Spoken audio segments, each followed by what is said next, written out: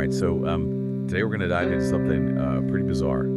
The Manson family. You guys have given us a ton of sources, mostly from Wikipedia. And it seems like you really want to unpack how this group went from like hippie ideals to, horrific crimes. So buckle up, everyone, because to really understand the Manson family, we got to confront a really dark chapter of American history. Yeah, it's interesting because, we're talking about the late 1960s, a time that's often romanticized for, the counterculture movement, peace and love, but just below the surface there was a lot of unrest, and that's where Charles Manson kind of enters the picture. Yeah, our sources describe him as like a failed musician. Yeah. Someone who spent a lot of time in prison. Yeah. Before ending up in San Francisco. Yeah. Right at the peak of that hippie movement. Yeah. So not exactly the peace-loving image we usually associate with the 60s, right? Exactly. Manson was very charismatic, but also deeply disturbed. And he actually used his time in prison to really hone his manipulation skills. And once he was out, he attracted a following. Mainly young women who were disillusioned with mainstream society. And this group became known as the family. And their story is far from the peace and love that they claim to embrace. Okay, so we've got this charismatic but troubled figure leading a group of followers in the late 60s. Where does the story go from there? The sources mention a connection to the Beach Boys.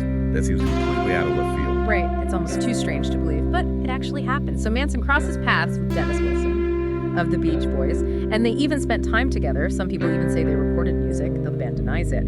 This unlikely connection really shows just how Manson could infiltrate seemingly untouchable circles. It makes you wonder what Dennis Wilson saw in him. I mean, the sources paint Manson as this intense, almost scary figure. What was the appeal? Well, Manson was a master manipulator. He was able to adapt his persona to fit any situation. He tapped into the anxieties and the uncertainties of the time, and he twisted these hippie ideals to fit his own twisted worldview. He was really a chameleon, capable of charming rock stars and manipulating vulnerable young people who were just looking for meaning and belonging. So we've got this dark undercurrent running through the supposed peace and love of the 60s, and at the center of it, Manson. And even rubbing shoulders with celebrities. Things take a very dark turn. The sources mention Helter Skelter and, murder. That's where the story goes from strange to truly horrifying. So Manson becomes fixated on the Beatles' White Album. He was convinced that the song Helter Skelter predicted a race war. He called this war Helter Skelter as well. And he used it to manipulate his followers into committing unthinkable acts. Hold on. He twisted a Beatles song into a prophecy about a race war. That's a serious leap. And he convinced his follower to actually prepare for this. That's the power of Manson's manipulation. He convinced them that they needed to be ready for this supposed apocalyptic war, leading them down a path of increasingly disturbing activities. And ultimately, that path led to a string of brutal killings that shocked the nation. Okay, we need to address this head on. Trigger warning. We're about to discuss murder. The sources describe a series of horrific events, including the murders of actress Sharon Tate and several others at her home. The details are chilling. On August 8th, 1969, Manson sent a group of his followers to a house where he thought a record producer still lived. But the producer had moved out, and instead, the house was occupied by Sharon Tate, who was pregnant, and her friends and family members. Brutally murdered. The sources describe words written in blood on the walls, senseless violence. It's hard to even fathom the brutality. What was Manson's goal here? Did he even know the victims? That's what makes this even more disturbing. The victims seem to have been chosen simply because they were in the wrong place at the wrong time. Manson's rage was actually directed at the record producer, who had rejected his music, and he believed that by targeting that house, he would somehow spark this race war that he envisioned. So he's manipulating his followers into committing these horrific acts based on a twisted interpretation of a Beatles song, all because he's angry at a record producer. This Helter Skelter prophecy seems like utter madness. Did anyone ever question him? It's a question that has fascinated people for decades. From what we can gather from the sources, it seems like some might have had doubts, but they were just too afraid to speak out or to leave. Manson's hold over them was incredibly powerful, fueled by charisma, manipulation, and even fear. And the horror didn't stop there, did it? The sources describe a second night of murders, just as brutal as the first one. You're right. The very next night, Manson again directed his followers to kill, this time targeting Lino and Rosemary LaBianca in their Los Angeles home. Again, the killings were brutal and seemingly random. But there was a pattern. The words helter-skelter and death to pigs were written on the walls in blood, just as they were at the Tate residence.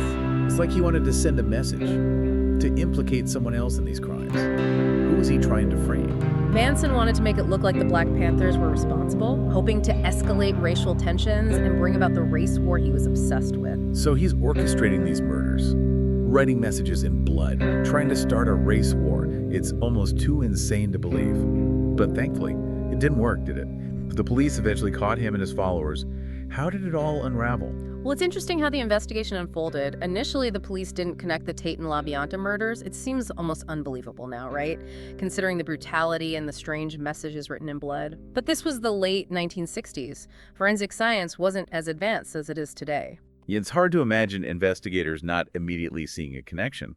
What led them to Manson and his followers? Was it like a tip? A witness? It was actually a confession that broke the case wide open. Susan Atkins, one of the family members involved in the Tate murders, was arrested on an unrelated charge. And while she was in jail, she bragged to a cellmate about the killings. So, a classic case of someone talking too much. Exactly. That cellmate went to the authorities. And from there, the investigation really snowballed. More arrests followed. And eventually, all the evidence pointed back to Manson as the mastermind. It's incredible how a single confession can unravel a whole web of deceit. So Manson and his followers are arrested. And I imagine the story doesn't end there. The sources mentioned the trials became like a media spectacle, with Manson using the courtroom as his own stage. Oh, the trials were absolutely captivating. The whole nation was glued to the news. And Manson being Manson, he used every opportunity to manipulate the situation. He disrupted the proceedings, made all these bizarre pronouncements, even carved an X into his forehead, which he later changed to a swastika. Wow, what was he trying to achieve with all that? Was it just like attention-seeking? Or was there a deeper strategy? It seems like Manson was obsessed with controlling the narrative, with shaping how the public perceived him and his followers. He wanted to be seen as a symbol, even a martyr, for his twisted ideology. What about the other family members? How did they behave during the trials? Did they maintain their loyalty to Manson? It's actually chilling to read about how most of them remained fiercely loyal, echoing his rhetoric and mimicking his behavior in court. It's a testament to his enduring influence over them, even as they face these serious charges. So what were the verdicts? Was justice served? Well, Manson and several key followers, including those involved in the murders, were found guilty on multiple counts, including murder and conspiracy to commit murder. They were initially sentenced to death, but those sentences were later commuted to life in prison when California abolished the death penalty. Life in prison. A far cry from the helter-skelter apocalypse Manson predicted. It seems his manipulation finally backfired. You know, while he avoided execution, it's important to remember the devastating consequences of his actions. Innocent lives were lost, leaving behind a trail of pain and trauma. His obsession with fame and control led to destruction, not the revolution he envisioned. But the story doesn't end with convictions, does it? The sources suggest that Manson continued to exert a disturbing influence, even from behind bars. That's the really unsettling part. Manson became like this macabre cultural icon, attracting a new generation of followers who kind of romanticized his dark charisma. It seems that even in prison, he couldn't escape the spotlight or the hold he had over certain people. It makes you wonder what would have happened if the police hadn't uncovered the truth. Would Manson have continued to manipulate his followers, leading to more violence? It's a chilling thought, and it speaks to the importance of vigilance, of speaking out against those who exploit others for their own gain. But it also raises a question. How did a group like the Manson family even rise to prominence in the first place? What were the societal factors that contributed to their formation and Manson's appeal? That's a really important point. It's easy to just focus on the sensational aspects of the Manson family, but we really need to understand the context in which they emerged. We're talking about the late 1960s, a time of immense social change. The Vietnam War, civil rights protests, there was just a lot of turmoil and uncertainty. Absolutely, for many young people, especially those who felt disenfranchised or disillusioned. The traditional paths to success and fulfillment seemed blocked. They were searching for meaning, for belonging, for something more. And someone like Manson, with his charismatic personality and promises of a utopian future, could easily exploit that vulnerability. He offered them a sense of community, a purpose, albeit a twisted one. He tapped into the anxieties and desires of the time, presenting himself as a solution, a guide through the chaos. His manipulation was masterful, preying on people's deepest fears and longings. It's a cautionary tale, a reminder of how vulnerable we all are to manipulation, especially in times of uncertainty and upheaval. And it highlights the need for critical thinking, for questioning those who claim to have all the answers. The Manson family saga is a reminder that blind faith can have terrifying consequences. It's a lot to process for sure. Yeah. But we're not done yet. We've explored the crimes, the trial, the aftermath. But what about the legacy of the Manson family? How do we understand their enduring impact on our culture? It's wild, isn't it, how the Manson family story still has this grip on us even after all these years. Yeah, it's like books, documentaries, movies. They just keep coming back to this dark chapter, trying to understand how it all happened. I think it's because the Manson family story taps into a deeper fear we all have, the fear of the unknown, and the potential for darkness that hides even in people who seem totally normal. Right, Manson himself has become like this almost mythical figure, this boogeyman, representing the dark side of the 60s counterculture movement. He's often portrayed as pure evil, a cautionary tale about charisma gone wrong, the dangers of blind faith. But we have to remember, Manson didn't act alone. He had followers, people who believed in him and carried out his order. It makes you question how he had such a hold over them. That's what I keep coming back to. The why. What was it about Manson that allowed him to manipulate so many people? Our sources point to some pretty disturbing tactics. Well, Manson was a master at targeting vulnerable individuals. Many of his followers were young, looking for meaning, a sense of belonging. They were drawn to his charisma, his unconventional lifestyle, his promises of a utopian future. So he basically preyed on their insecurities and their desire for something more. Exactly. He offered them a sense of community, a purpose, even if it was built on lies and manipulation. And he used drugs like LSD to further break down their inhibitions, making them even more susceptible to his influence. So he created this alternate reality, Yeah.